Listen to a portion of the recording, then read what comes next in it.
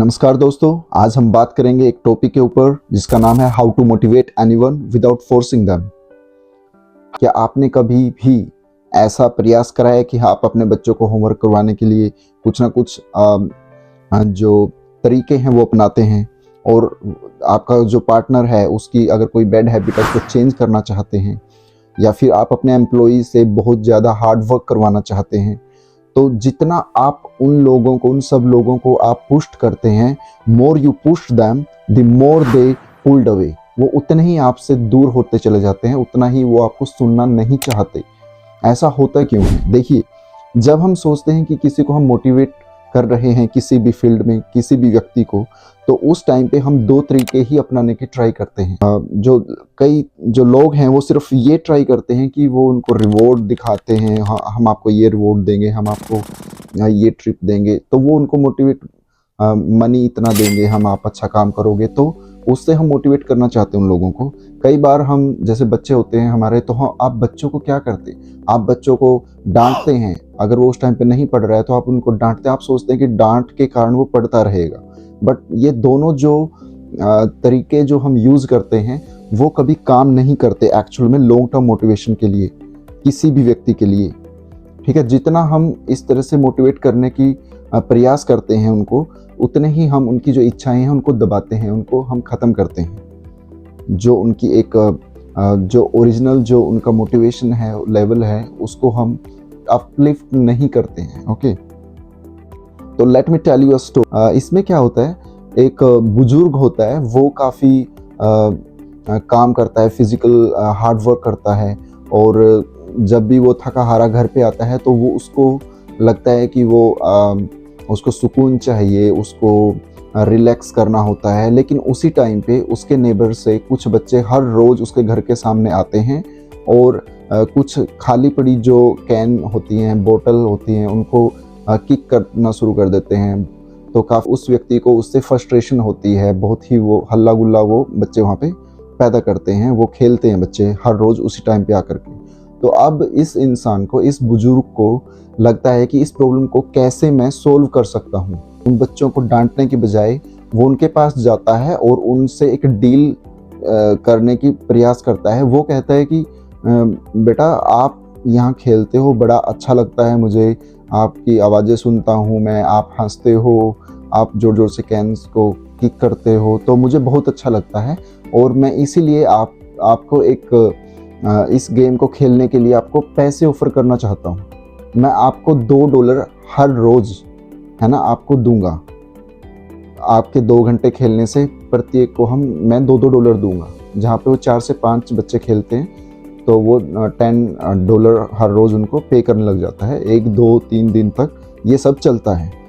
2-3 दिन के बाद जैसे ही बच्चे हर रोज़ टाइम पे आते थे और अपना खेल करके और पैसे लेके चले जाते थे, लेकिन 2-3 दिन के बाद जब बच्चे दोबारा से वहाँ आते हैं तो ये व्यक्ति कहता है कि मेरे पास बेटा अब ज़्यादा कैश नहीं है, तो मैं आज सिर्फ आपको $1 ही दे पाऊँगा, हर बच्चे को $1 ही दे पाऊँगा। तो बच्चे थोड़ा सा फ्रस्ट्रेटेड होते हैं और एक दूसरी तरफ देखते हैं कि क्या हमें कंटिन्यू करना चाहिए जो हम कर रहे हैं, क्योंकि अब ये बुजुर्ग ने $2 से $1 पे आ गए हैं। लेकिन वो तब भी करते हैं क्योंकि $1 भी बच्चों के लिए उनको मतलब खेलने का मिल रहा था, जिससे उनको अच्छा लग रहा था। ठीक है, उसके बाद 2-3 दिन तक $1 जो पेमेंट उनका होता रहता है और बच्चे खेलते रहते हैं। तो उसके बाद 3 दिन बीत जाते हैं ऐसे। तो उसके बाद जब वो वापस से आते हैं तो अब वो व्यक्ति उसको घटा करके 25 सेंट्स पे ले आता है ना। वो बोलता है कि अब मैं आपको सिर्फ 25 सेंट्स ही दे सकता हूँ, मैं आपको अब $1 भी पे नहीं कर सकता क्योंकि मेरे पास इतना कैश बचा हुआ नहीं है। तो अब बच्चे क्या है, बहुत ही फ्रस्ट्रेटेड होते हैं और एक दूसरी तरफ देखते हैं कि हम इतनी एफर्ट्स डालते हैं यहाँ करके, हम हर रोज़ आते हैं टाइम पे और हम खेलते हैं, लेकिन अब आप कह रहे हो, पहले $2 की बात हुई थी, अब आप 25 सेंट्स दे रहे हो, तो हम नहीं करेंगे इस काम को। तो वो बच्चे वहाँ से चले जाते हैं और कभी भी नहीं आते उस काम को दोबारा से करने के लिए या खेलने के लिए। तो उनको लगता है कि 25 सेंट्स की जो डील है वो अब सही नहीं है उनके लिए। तो देखा आपने इधर क्या होता है, जो उनका जो इंटरनल मोटिवेशन था वो पहले क्योंकि उनको तो अच्छा लगता था खेलना, ये इंटरनल मोटिवेशन था बच्चों के अंदर, लेकिन उस व्यक्ति ने इस इंटरनल मोटिवेशन के साथ में मनी को जोड़ दिया। मनी क्या है? रिवॉर्ड है, और जो कि एक्सटर्नल मोटिवेशन के तौर पे काम करता है। तो वो इंटरनल से उनको एक्सटर्नल मोटिवेशन पे लेके चला गया, जिससे उन बच्चों का बिहेवियर चेंज हो गया, जिससे उन बच्चों को वहाँ पे आने का, वो सब हल्ला गुल्ला करने का, वो सब खत्म हो गया। तो देखिए यहाँ पे काम हुआ, एक्सटर्नल मोटिवेशन ने भी काम किया, बट ये हो सकता है शॉर्ट टर्म के लिए, ये लॉन्ग टर्म के लिए वो मोटिवेटेड नहीं रहेंगे बच्चे, या कोई भी ऐसा इंसान जिसको हम मनी देते हैं या रिवॉर्ड्स दिखाते हैं या हम पनिशमेंट देते हैं। तो reward and punishment both reinforcement is not always working for the long term motivation. तो अब सबसे इम्पोर्टेंट बात क्या है? तो इंटरनल मोटिवेशन कैसे हम एक इंसान के अंदर उसका एक बीज कैसे बो सकते हैं। अब जो एक्सटर्नल मोटिवेशन है, एक्सटर्नल जो प्रेशर है, works for a minute. So the $1,000,000 question is, how do you spark the internal fire in someone else? How do you get someone to want to change? देखिए अब इन questions का answer हमें एक psychological एक model पे बात करेंगे। उससे पहले मैं आपको एक बात बता दूं कि जो बहुत रिसर्चेज हुए हैं एक्सटर्नल और इंटरनल मोटिवेशन को लेकर के कि कौन सा ज़्यादा बेटर है, तो उसमें हमारे जो दो मुख्य जो साइकोलॉजिस्ट हैं, डेसी एंड रियान, उन्होंने अपने रिसर्चेज में शो करा है कि जो इंटरनल मोटिवेशन है is more stronger then the external motivation. Okay, अब देखिए साइकोलॉजिकल जो मॉडल है, इसमें क्या होता है कि रेडिकल एक्नॉलेजमेंट, पहला इसमें स्टेप है रेडिकल एक्नॉलेजमेंट। इसमें क्या होता है, आप जिस तरह से भी इंडिविजुअल बिहेव कर रहा है उसको आप अपोज नहीं करते, आप उसकी फीलिंग्स को वैलिडेट करते हैं। ओके, उसको आप ये नहीं कहेंगे कि आप सही हैं या गलत हैं, आप सिर्फ उसके साथ चलेंगे। अगर वो कुछ भी गलत कर रहा है, जो हमें गलत लगता है एक्चुअली, उसके अकॉर्डिंग वो सही है, तो हम बोलेंगे ठीक है, you are doing best, your best. Okay, तो उससे क्या होता है, जब आप उनके साथ चलते हैं, आप जब वैलिडेट करते हैं किसी की फीलिंग को, तो वो अपना जो डिफेंस जो मैकेनिज्म आता है बीच में, जो आपको एक रिबेलियस जो नेचर दिखता है किसी के अंदर, वो नहीं आता आड़े, है ना। तो हम वो एक्सेप्टेबल हो जाता है उन चीज़ों को लेकर के। तो अब आपके साथ उनकी जो बॉन्डिंग है वो बहुत अच्छी हो जाती है।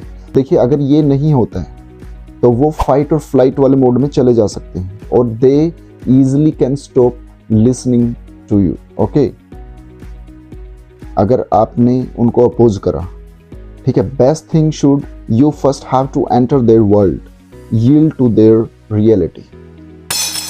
उनकी दुनिया के अंदर आपको जाना पड़ेगा, उनकी फीलिंग को वैलिडेट करना पड़ेगा। That's why this is the first step, radical acknowledgement. Okay, कोई भी नुकसान नहीं पहुंचाते। You are no longer the enemy, you are an ally. जब आप किसी के साथ एलाई करते हैं तो ally can influence change. Okay, step 2, discovering और एक्सप्लोरिंग ऑप्शंस। जब आप पहला स्टेप जीत जाते हैं उनके साथ, जब आप उनकी फीलिंग को वैलिडेट करते हैं और वो आपको सुनना चाहते हैं, तो तब आप दूसरे स्टेप्स में एंटर कर सकते हैं, अदरवाइज नहीं। दूसरा स्टेप क्या है, डिस्कवरिंग, एक्सप्लोरिंग देयर ऑप्शंस। अब अल्टरनेटिव्स क्या हो सकते हैं। अब एग्जाम्पल लेकर के चलते हैं। बच्चे ने बोला कि मेरे को होमवर्क करना अच्छा नहीं लगता है, it is a waste of time. Oppose नहीं करेंगे, आप बोलेंगे कहीं ना कहीं आप सही हैं, लेकिन मैं आपसे क्या, आपको फिर क्वेश्चंस करने हैं उनको, जिससे उनको रियलाइज होगा किसी चीज़ को लेकर के। ओके, अब आप उनको क्वेश्चंस करेंगे तो आप उनसे पूछेंगे कि ओके, आपने बोला कि वेस्टेज ऑफ टाइम है होमवर्क करना, तो ऑप्शंस क्या हैं हमारे पास, तो टीचर्स ने आपको क्यों दिया ये असाइनमेंट अगर ये वेस्टेज ऑफ टाइम है। तो वो बोल सकते हैं कि माइट भी टीचर चाहता है कि मुझे मतलब परेशान करना चाहता है टीचर, इसलिए मेरे को ज़्यादा होमवर्क दे रहा है, तो वो ऐसा बोलेंगे। ठीक है, तो आप बोल सकते हैं कि हाँ, आप सही हो सकते हैं एक तरह से, क्योंकि जब मैं आपके दिनों में था मुझे भी ऐसा लगता था। और फिर आप उनको क्वेश्चंस दे सकते हैं कि क्या आपको पता है कि अगर आप होमवर्क नहीं करते हैं तो इसका इम्पैक्ट क्या होगा आपकी लाइफ के ऊपर, आपके फ्यूचर के ऊपर। या फिर अभी अगर आप आज होमवर्क नहीं करते हैं और कई दिनों तक ऐसा ही चलता रहा और आपके एग्ज़ाम आ जाते हैं तो क्या होगा? तो वो बोलेंगे मैं फेल हो जाऊंगा, है ना। तो हो सकता है उनको उन क्वेश्चन से रियलाइज़ हो जाए, है ना। तो अगर उनको ऐसा होता है तो आपकी जीत है। वहाँ पे उनके अंदर एक इंटरनल जो मोटिवेशन का जो एक बीज है वो अपने आप ही पनप जाएगा, है ना। फिर वो उस प्रॉब्लम को सोल्व करने की ट्राई करेंगे, लाइफ में आगे बढ़ने की ट्राई करेंगे। अगर ऐसा नहीं होता है, फिर भी अगर वो कहते हैं कि नहीं करना चाहता होमवर्क, तो फिर आपको उनको तब भी फोर्सफुली या उनको किसी भी गलत तरीके से पनिशमेंट वगैरह नहीं करना है। तो उसके बाद तीसरा स्टेप इस साइकोलॉजिकल मॉडल में जो साइकोलॉजिस्ट है उन्होंने दिया है, रिस्पेक्ट ऑटोनॉमी। अब आपको उनकी जो चॉइस है, उनका जो डिसीजन है, जो फाइनल है, उसकी आपको रिस्पेक्ट करनी पड़ेगी, क्योंकि आपके लिए वो डिसीजन गलत दिख सकता है आपको वो डिसीजन, लेकिन वो बच्चों के लिए या उन्होंने जो डिसीजन दूसरे व्यक्ति ने लिया वो उनके लिए गलत नहीं है, ये आपको लग रहा है गलत है ना। तो अब आप उसके लिए क्या कर सकते हैं, आप उनको एक्सेप्ट कीजिए, आप उनके चॉइसेस की रिस्पेक्ट कीजिए, उनके डिसीजन की रिस्पेक्ट कीजिए एंड उनको सिर्फ इतना सा बोल सकते हैं, इतनी सी एक जो सेंटेंस आप बोलें कि हाँ ठीक है, I respect your choice, I respect your decision, जो भी आप लेना चाहते हैं लाइफ में। लाइफ आपकी है, फ्यूचर आपका बनेगा या नहीं बनेगा, जो भी आप डिसीजन ले रहे हैं। तो अगर आप इतना कह करके वहाँ से हट जाते हैं तो तब भी कहीं ना कहीं उनको रियलाइज़ जो चीज़ें होंगी या होने के जो चांसेस हैं वो काफ़ी हाई होंगे। और अगर ऐसा होता है तो स्टिल 99% वो बच्चा, वो इंडिविजुअल कोई भी अपनी फील्ड में ट्राई या उस प्रॉब्लम के लिए अल्टरनेटिव ढूंढने के प्रयास शुरू करेगा ही करेगा। ठीक है, तो देखिए यहाँ पे आपको मैं एक साइकोलॉजिकल पैराडॉक्स के बारे में बात करता हूँ। The more you try to control someone, the more they rebel, the more you give them freedom, the more responsible they became. Okay, तो जितना आप किसी को कंट्रोल करने का प्रयास करेंगे उतना ही वो आपके साथ रिबेलियस नेचर का बिहेवियर शो करेगा। ठीक है, और जितना आप उनको फ्रीडम देंगे किसी को तो उतना ही वो रिस्पॉन्सिबल बनेंगे। Okay, when you take your hands off the wheel and say I trust you to handle this, the other person suddenly feels the weight of their own life, they stop fighting you and start wrestling with the problem.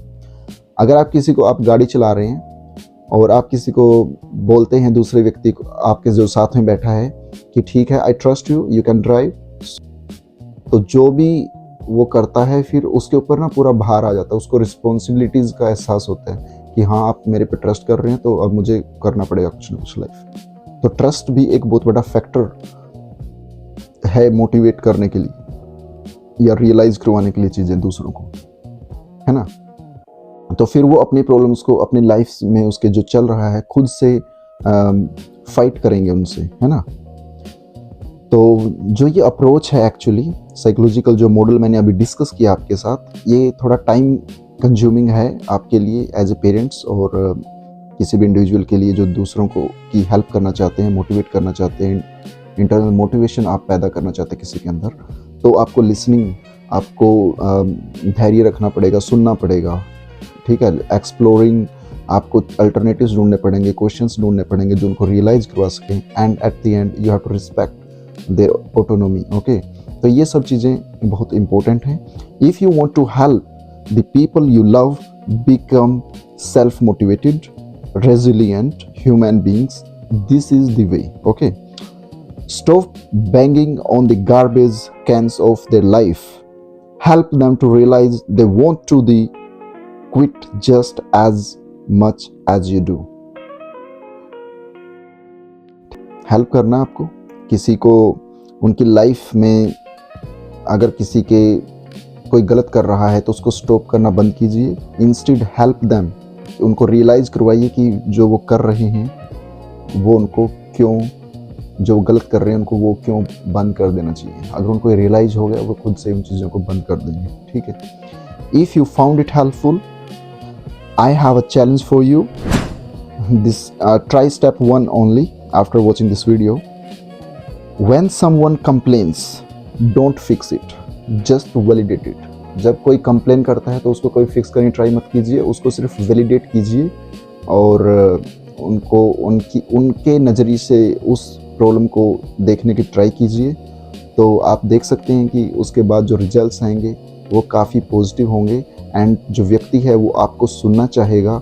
दूसरे steps में आप easily enter कर जाएंगे and then कहीं ना कहीं आप जो एक इंटरनल मोटिवेशन का जो बीज है उस इंडिविजुअल के अंदर डाल पाएंगे।